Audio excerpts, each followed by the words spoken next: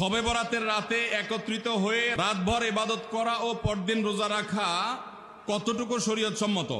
ভাইরা আমার, শবে বরাত উপলক্ষে রাতভর একত্রিত হয়ে মসজিদে ইবাদত বন্দেগী করা কোনো হাদিস দ্বারা প্রমাণিত নয়। এবং দিনের বেলা যে রোজা, এই রোজা শবে বরাত উপলক্ষে না, এটা হলো শাবান উপলক্ষে রোজা। এই রোজা হলো আইয়াম বীজ উপলক্ষে রোজা। নবী করিম সাল্লাল্লাহু আলাইহি ওয়াসাল্লাম শাবান মাসে এমনি বেশি বেশি নফল রোজা রাখতেন, সেই হিসাবে আপনিও রাখবেন। আবার আইয়াম বীজ 13, 14, 15 রোজা রাখতেন, সেই হিসাবে রাখবেন। আপনি আল্লাহর ক্ষমা, এই রাতে আল্লাহ তাআলা বান্দাকে সাধারণ ক্ষমা ঘোষণা করেন, হিংসুক ছাড়া, মুশরিক ছাড়া। এই রাতের এই ফজিলত পাওয়ার জন্য আপনি চেষ্টা করলে সেটা ভালো, আল্লাহর কাছে ক্ষমা লাভের চেষ্টা করবেন, কিন্তু বেদাতি কোনো পন্থায় না।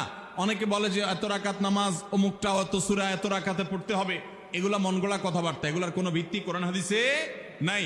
আবার অনেকে মনে করে হালুয়া রুটি খাইতে হবে, আতশবাজি করতে হবে, আলোকসজ্জা করতে হবে।